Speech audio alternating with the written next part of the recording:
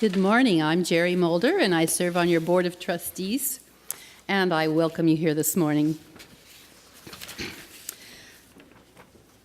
This morning, our worship associate, Conta McDermott, will be assisting Reverend Thomas Anastasi in our services, and we're very glad that you're here. Our mission statement states that in this liberal religious community, we welcome all. Our generations join together to nurture spiritual growth and personal transformation, that we may be inspired to transform the world with love, hope, compassion, and justice. After worshiping together, we take time to catch up with each other out on the patio. Please join us if you're a visitor for coffee, tea, and conversation. If you're new to us, we'd particularly like to be able to say hello and greet you out on the patio. Everyone is encouraged to read the Acorn. It lists all the ways that we come together and create fellowship and put our values to work. A couple of announcements. This morning after the service, we'll be having our monthly town hall meeting to report on our board meeting from last week and to update you on our auction and update you on our search committee. There's lots going on, so don't be left out. Come back and hear about it. Also, the search committee has a couple of clipboards that are available. We want everybody to check and make sure that we have your correct email address. And if you don't have an email address, that we have your correct home address so that you may get a copy of our survey that's going to go out to everybody that will be part of our search packet. We bid you welcome to this house of memory and this house of hope. We bid you welcome. Those of you who come with a weary spirit seeking rest, who come with troubles that are too much with you, who come hurt and afraid, we bid you welcome. You who come with hope in your heart, who come with anticipation in your step, who come proud and joyous. We bid you welcome, you who are seekers of a new faith, who come to probe and to explore, who come to learn. We bid you welcome. All who enter this hall as a homecoming, who have found here room for your spirit, who find in these people a community. Whoever you are, wherever you are on your life's journey, and whatever it is that you are doing to make the world a better place, you are welcome here today. Today in Religious Exploration, the kids and I are going to explore and practice mindfulness. So being present with each moment of the day, being aware of what's happening in the here and the now. So one of the best ways to practice mindfulness is through conscious breathing, and that is where we are going to start. Conscious breathing, as you all know, is an incredible tool for living. Our breath is automatic. We can breathe without thinking about it. Yet when we do breathe with awareness, we can get the feeling of being centered. Thank you. We can get the feeling of being centered, fully inhabiting our bodies, no matter what is going on around us, no matter what doesn't go right in the moment. As adults, we see the value of deep breathing and imagine what it would be like just to grow up having this tool as part of your basic, normal toolbox that you go through life with. Connects us to the energy of ourselves, the energy of life all around us. Reverend Thomas was sharing with me earlier in the week how in Hebrew, Latin, and Greek, the word for spirit is the same as the word for breath. So the spirit of life is also the breath of life. It's part of our foundation. It's part of what we want to cultivate as a congregation. So, today we read from Each Breath a Smile. And for you adults, this book is like a meditation. So I encourage you just to sit back, to close your eyes if you like, and just listen. In fact, we can all start by taking a deep breath together.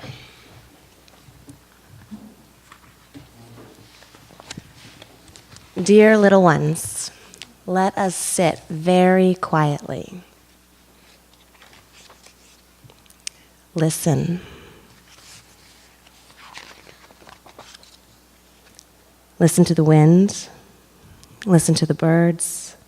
Listen to the crickets and the frogs. Listen very quietly to your breathing. Let us put our hand on our tummy and feel our breathing. Our tummy goes out, and then it goes in, breathing in and breathing out. Our tummy goes out, and then it goes in, breathing in and breathing out. I close my eyes and I stay with my breathing in. I close my eyes and I stay with my breathing out. It is so wonderful to feel my breath coming in. It is so wonderful to feel my breath going out. Breathing in, I calm my whole body. Breathing out, my whole body is calm. Body calm. Breathing in, I am blooming like a flower. Breathing out, I feel fresh. Flower, fresh. Breathing in, I see myself as a mountain. Breathing out, I feel solid. Mountain solid. Breathing in, I see myself as space. Breathing out, I feel free. Space free. Breathing in, I come back to myself. Breathing out, I smile. Breathing in, the world is so beautiful. Breathing out, I smile. The blade of grass is green. The sky is so blue. I see that mommy is lovely. I see that daddy is wonderful. I see my sister is kind and my brother is so playful. I see that my grandma and grandpa are so sweet and gentle. My classmates and my teacher make me happy.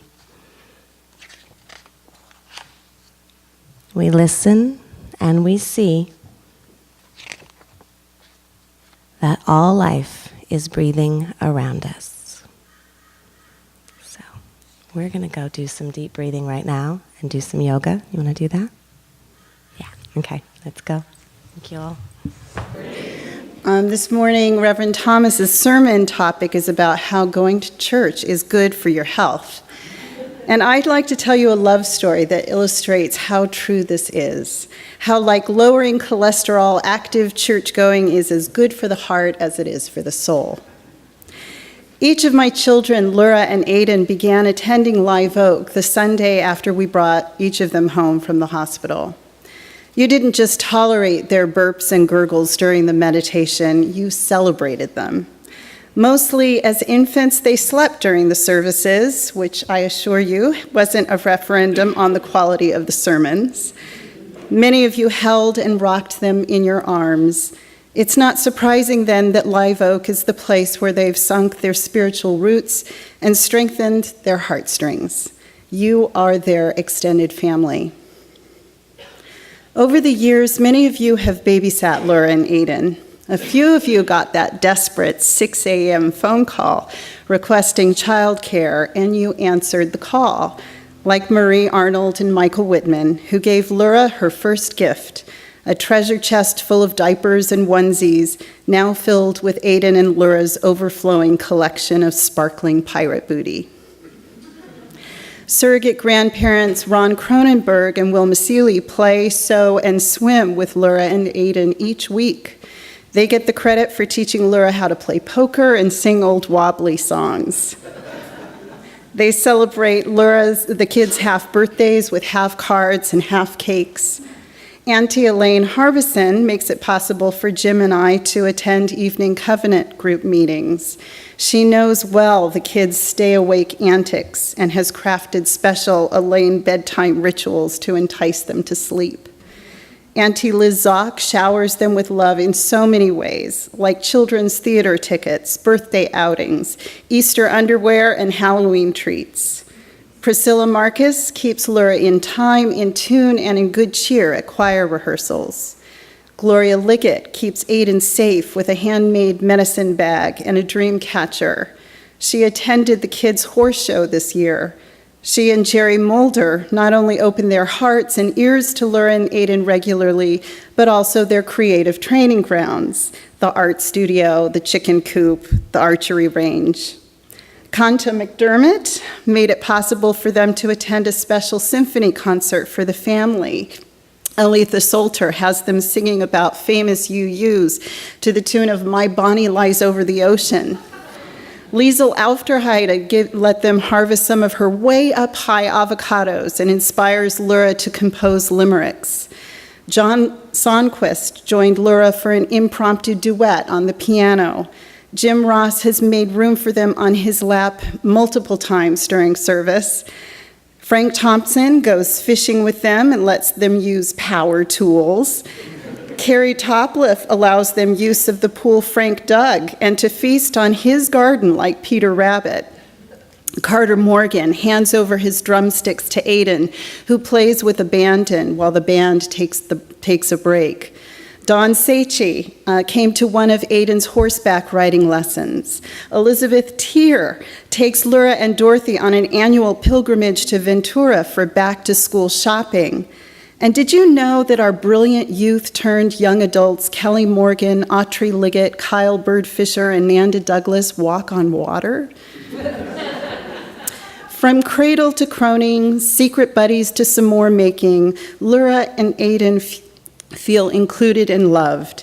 Their life from the start has been punctuated by this congregation's milestones. Ministers Betts and Erica bless Lura and then Aiden after their formal adoptions. A few Saturdays ago, the kids attended their first wedding ceremony, that of Reverend Thomas and his longtime partner Bob. It was a historic occasion for all involved. Celebrating love here is normal for them. My point?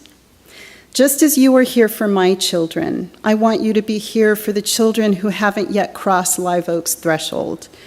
I want new families to feel your support, how nice it feels when you say hello to them by name, when you let them carry your food items for the Head Start program to the collection basket here, when you allow them the rights to your lap during Sunday service, when you smile and hug them up.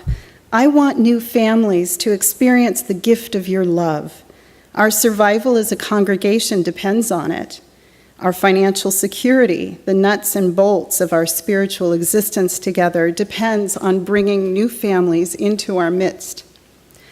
A few Sundays ago, Reverend Thomas preached about becoming and distinguished it from being. By virtue of being born and living, we are becoming. We are in process. As a congregation, we continue to become more and more a manifestation of our mission statement. Soon, Lura and Aiden will enjoy refurbished classrooms and a completed playground project. They will laugh and play with the babies and toddlers in the renovated nursery and grassy play yard. Just as our children here are becoming or coming into their spiritual selves, we must be prepared to welcome into the fold newcomer families. And because we're showing our best family-friendly selves through the completion of these projects, those newcomer families are likely to return Sunday after Sunday. Those who find Live Oak and embark on the journey ensure that we will continue to become. From my vantage point as a parent and as the chairperson of our Religious Exploration Council, I see us moving into a new era at Live Oak. We've always been dreamers and visionaries, pushing the edges of what is possible to grow our liberal faith into the community. We don't tolerate rubbing elbows with stagnation. We may be searching for our next settled minister, but we are not satisfied in settling. To the contrary, we are participants in an ongoing love story with each other and the many whom we have not yet met. To this end, we recently took a leap of faith by hiring a DRE with expanded hours, salary, and benefits. Even her name, Tracy Goforth, encourages our becoming, our onward journey. As a welcoming congregation, I know we will bolster her resolve to build our religious exploration program. I have confidence that you will approach her to find out how you can contribute your unique talents in the RE program. There are so many heart and soul strengthening Talking about ways. healing today and health. You may not know that Monet, the great artist, was once offered to have an operation to fix his eyesight.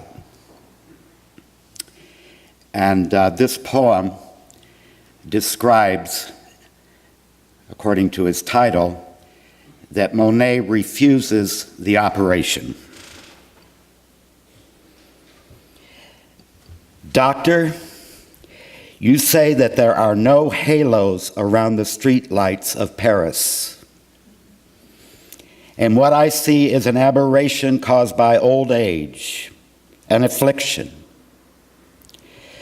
I tell you that it has taken me all my life to arrive at the vision of gas lamp angels, to soften and blur and finally banish the edges you regret that I don't see, to learn that the line I call the horizon does not exist, and sky and water, so long apart, are the same state of being. 54 years before I could see Rouen Cathedral is built of parallel shafts of sunlight. And now you want to restore my youthful errors. Fixed notions of top and bottom, the illusion of three-dimensional space, wisteria separate from the bridge that it covers. What can I say to convince you that the Houses of Parliament dissolve night after night to become the fluid dream of the Thames? I will not return to a universe of objects that don't know each other, as if of islands where not the lost children of one great continent. The world is flux, and light becomes what it touches, becomes water, lilies on the water, above and below water, becomes lilac and mauve and yellow and white and cerulean lamps, small fists passing sunlight so quickly to one another that it would take a long streaming hair inside my brush to catch it, to paint the speed of light. Our weighted shapes, these verticals, burn to mix with air and changes our bones, skin, and clothes to gases. Doctor, if you could only see how heaven pulls the earth into its arms and how infinitely the heart expands to claim this world, blue vapor without end. To what I want to talk about today, namely, that studies have been conducted which point to the interesting conclusion that people who regularly go to church are healthier than those who don't. Simple as that. Their blood pressure is lower. They are less stressful and even less inclined to depression. Church-going folks are happier in their day-to-day lives, and they often give credit to their church attendance. Suicide rates are lower. People live longer, and they seem to be less entangled in the world around them, more sure of the meaning of their lives and how their lives affect others. These studies come from across the board religious affiliations. In fact, the word church is really not accurate in this respect, since Healthy folks come from many groups which don't use that word, including Jews and people in Islam, pagans, Buddhists. And by the way, Buddhists have the highest level of well-being among all of the groups. Comes as a surprise to you, I'm sure. You need to know that Unitarian Universalism was one of the groups that they studied. And so I will say to you this morning, right now, as far as your health goes, you are in the best place that you can possibly be. The healthy benefits are automatically confirmed upon you, even as we speak, as soon as you walk through the door. How about that? That's cool. In your order of service is printed an explanation, according to Webster, about the word health.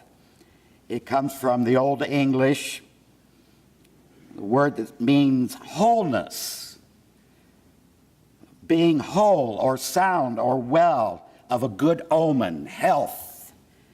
And then the Old Norse word helga, which means holy or sacred.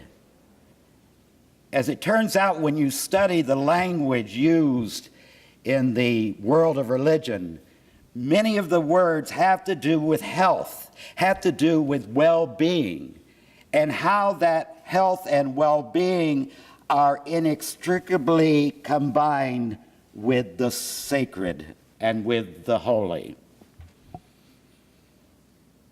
So if church attendance does make a positive difference in our lives, I must ask the question why that is.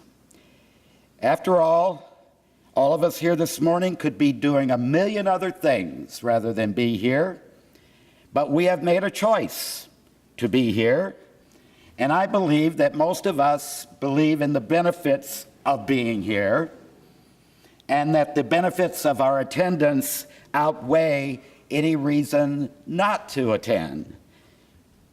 So I just have to go with the idea that church is, in fact, good for you. And I want to compliment all of you here today for your obviously wise decision to take advantage of this curious equation that church equals good stuff. I've always known that you folks are wise, and now we have another proof of it. But still the question remains, why might it be that the participation in a faith community such as ours have positive health effects? I have some ideas about this. Number one, the church community has certain benefits that no other group offers. For instance, where else can you go to hear people talk seriously about what we call ultimate values and ultimate meaning? There are so many groups who do so many good things in the world. Many of you are involved in these groups, in Planned Parenthood or the Sierra Club, ACLU, Habitat for Humanity. Yet, do any of these groups ever challenge us to consider the ultimate values in our life, the ultimate meanings in our life? In more common language, do groups ever genuinely approach that subject of the meaning of life? I've heard some of you say that you are interested in art, in the arts as a spiritual resource, and so you go to an art museum. You are a member of the symphony and go regularly. And some of you are movie buffs, and I certainly am a movie buff. So when I go to see a really good movie, like The Butler, for instance, or Schindler's List, or even one of the classic movies out of the past, Fahrenheit 9/11, or remember the Edward R. Murrow movie, Good Night and Good Luck. I often leave the theater when I see a really good movie, especially something like Schindler's List. And I realize that I'm very moved, and sometimes I'm very disturbed by the images, and sometimes I'm exuberant by the energy. And when I stop by the ticket taker on the way out of the movie theater and want to talk about my experience, she looks at me like I'm cut out of the funny papers. She could care less about my need to relate to someone about what has just happened in my life in the darkened sanctuary of the movie palace. But I really do need to relate to someone. I really do need to talk about Schindler's List and how it affects my life and my politics and my own view of personal and public morality. But the ticket taker is speechless because that's not what she's there for. She's there to take tickets. But the church is here to listen to you, to hear your concerns, your fears, your hopes, your fervent belief in some kind of goodness in the world in the face of incomprehensible evil. The church is ready to be with you in your difficult times, your times of severest doubt and sorest ethical confusion. And that brings us to a number 2 value of the community of faith, which is about the times of our lives, those important moments in our lives which are turning points, milestones, which mark the defining moments when our lives change in some significant way. When a child is born, when we grow into adulthood, when we leave home and go out into the world, when the time comes to make a public commitment to another human being in a wedding or union ceremony, when we make great advances, a new job, a graduation from school, a sudden realization of a new direction we want to travel, a great illness, and the knowledge of the approach of the end of our lives. All of these rites of passage are so very notable. And what group is it that makes that notation? The observation, the celebration, the memorial. What group except the church community of faith? And that's what we're here for. That's the rationale of our existence, a place to go, unlike any other, where our most worthy aspirations, our direst fears, our greatest faith is celebrated and honored. Why would my blood pressure be lower here than at any other place in my life? Why does anybody's blood pressure rise? What's going on to add to the burden? And we sometimes sing that good old gospel song that says, when we gather at the river, we can lay our burdens down. We can lay our burdens down. We can be released. But how does that happen? How do we lay the burdens down? And how do we let go of that which oppresses us? We know that almost all of that spiritual and mental tyranny comes from our own mind's activity, and there is a way out. The way out is encouraged and even provided for by the community of faith. Number 3 reason says that another enormously powerful force that can come into and energize our way of being within the realm of the church, and it is that which we call faith. I often call this community a community of faith, a community of people who believe. We have heard that it is said that faith is the substance of things hoped for and the evidence of things not seen. Believing in the possibilities of goodness, even in the face of all kinds of reasons why it can't possibly happen, is the work we do together in our community of faith. Believing in the possibilities of goodness can make all the difference. And scientific studies show that people who think they are a certain way, who believe they are a certain way, almost always are that way. Isn't that amazing? That people can even have faith in themselves and in their own hopes and aspirations and their own dreams, even when those dreams have no evidence of things to be seen. Where else can you hear this kind of stuff? Where else is the welfare of your spirit and your soul of such importance that entire sermons are directed toward that, toward you, toward your welfare and your health? Where else can you hear someone say you are automatically endowed with inherent worth and dignity simply because you're human? And no matter who you are and where you are on your life's journey, you are welcome in the community of faith, which encourages one another to spiritual growth. The community of faith proudly and defiantly claims a worldwide gospel message, which is that. And that's what I'm doing at this moment. You are welcome here, not in spite of your life before, not in spite of what people say, not in spite of whoever you think you are. You are welcome here because of who you are, because you are a human being endowed with that inherent worth and dignity. So we come together and we tell the truth about the human condition. And that truth is fortified with a profound faith in the possibilities of goodness.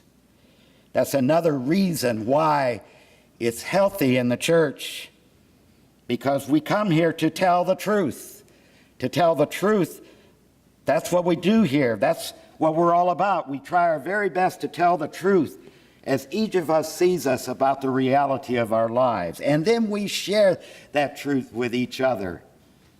And so we look at each other's face and say, the truth is, you are a good person. As we saw in the parable video a couple weeks ago, you are validated. And you get validated in this room with these people. A fifth reason has to do with the way people care for each other in the community of faith. And who else does that? Where else can you go to a group of people who want to care about you and to care about each other? Our vision is a ministry of care, where we do regard one another and where that regard affects all that we do. We can provide that care in many ways. We can be of immediate help. We can feed people who are hungry. We can clothe people who are without clothing. We can house people who are homeless. We can visit with people who are lonely. We can listen to people knowing that most people secretly want somebody to talk to. And just to have someone to listen can change the way a person's life goes. You probably know about that. Plus, I think in the community of faith, we can create more effective institutions in themselves which help people to function in and navigate our cultural systems. We can truly teach people how to fish rather than give them already caught fish.